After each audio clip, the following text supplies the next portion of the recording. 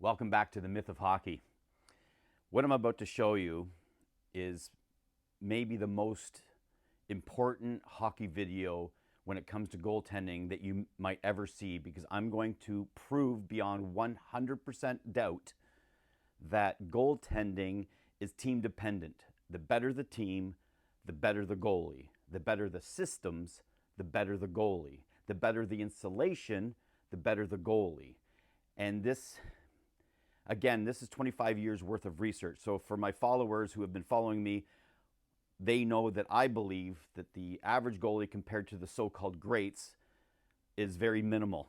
And it's because goalies have won the lottery. The Ken Drydens, the Brodeurs, the Bernie Perrants, the Patrick Roys, those goalies won the goalie lottery or the hockey lottery by being either drafted or traded to great teams, which made them appear great. I don't believe that the Hall of Fame goalies or the great goalies in the NHL are because they took average teams to greatness. I believe that great teams, whether it's systematically, defensively, offensively, combination of both, took those guys, those goalies, and elevated them to being winners. And this, what I'm about to show you, will prove that beyond the shadow of a doubt, that goalies are team dependent. Here we go. So first off, what I mean by all that is home teams can match lines. They get last change, as you all know. So when the faceoff is in the defensive zone, what they can do is put out their best centerman to win the draw, but they put out their 5 best defenders to make sure they get the puck out, get some good zone exits going. Then obviously counter that, face off in the offensive zone, they can put out their offensive studs to score goals. So this is why systems dictate the outcomes of hockey games far greater than the goaltenders. So let's start with Hasek. Dominic Hasek's home record, 237, 87, 43, with a 207 goals against average and 44 shutouts. What happened when he was on the road? He went 152, 136, with 52 ties, and his goals against average rose to 2.34, and he had 37 shutouts, proving that Hasek had less to do with wins and losses than the systems play. This proves it. Look at the winning percentage, 237 to 87, 150 barely over 500 to well over 500. The goals against rose, okay, and the shutouts dropped, proving the insulation, the offense, the systems dictates the outcomes of hockey games far greater than Hasek stealing games. Moving on to Luongo. 291, 184, 63, 49 shutouts, 239. What did Luongo do on the road? He had 198 wins on the road, 208 losses with 61 ties, a goals against average of 267, and 28 shutouts. Double checking my notes here. Luongo, well above 500 at home, below 500 on the road. Goals against average rose. And trust me, this is a big difference. Usually teams win or are above 500 when goals against is 250 and lower. 9 times out of 10, when the goals against average is 250 and lower, they'll have a winning percentage. So this is a huge difference.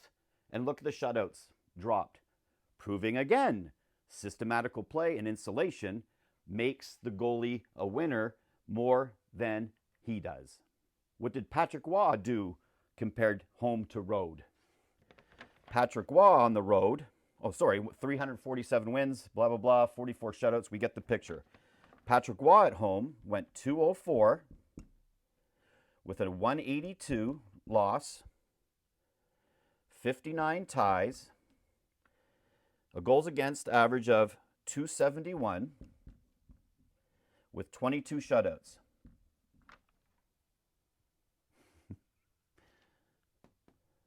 barely above 500.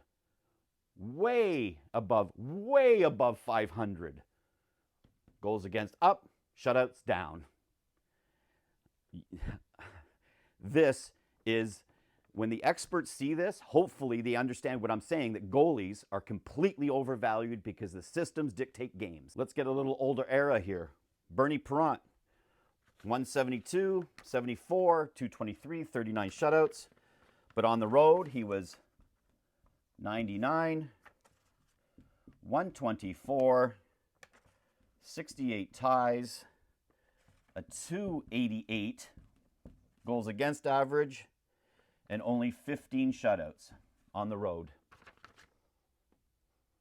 Below 500, well above 500, goals against, shutouts down.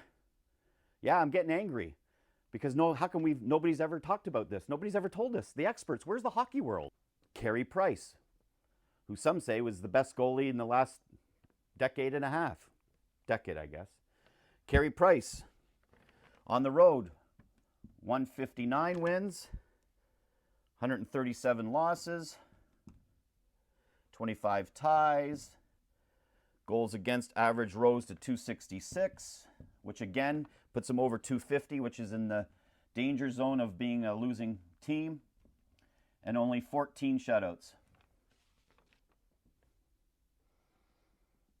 A little above 500, well above 500 goals against. The systems dictate the outcomes of hockey games, not the goalies, which also gets me to the point that the better the team, the better the goalie. The worse the team, the worse the goalie will look because they dictate outcomes of hockey games. The systems, the skaters do. Jonathan Quick, 153 at home, on the road, with a 141, a 43, and it rose to 264, again, up above the danger zone of being a losing team, with only 22 shutouts. Only 22 shutouts compared to 35. Are we getting the picture? The last one I wanted to leave as a guessing game. This is a modern goalie, modern day times as we speak, 147, 46. Again, much less shutouts on the road. And again, this is a critical number, people. This goals against average, because when it's 250 and lower, usually teams have above 500 records. Now, who do you think this is? Well, this is who it is. Vasilevsky. Look how critical the defensive systems are to Vasilevsky, who some say is the best goalie in the world right now. I'm very frustrated. I'm very frustrated that all of my life I've heard that goalies are the number one priority for teams to win championships. I've heard this my whole life, that goalies steal games. And again, I'm a former goalie and goalie coach, just so you're aware. But my research of 25 years has totally uncovered that goalies are absolutely the most team-dependent position in hockey for sure, and maybe all of professional sport. They are so team-dependent. They are so reliant on insulation and protection in the systems. And this proves it. I have way more goalies. I can tell you about Vasilevsky. I can tell you about Brodeur. I can tell you about Curtis Joseph, Billy Smith, Grant Fuhr. I've run out of time. I have to go to a part 2, so stay tuned for that. I'll post that tomorrow. But this absolutely 100%, without a doubt, proves that goalies rely on the insulation and the protection. They do not dictate the outcomes of games as much as the systems do, because if they can simply make a systems change by getting home ice or last change, by putting in a better defense in their own end and a better offense in the other end, they're the ones that dictate wins and goals against average and shutouts, not the goalies. They do not have control of that. The skaters have control of that way greater than the goalies. Stay tuned for part 2 tomorrow.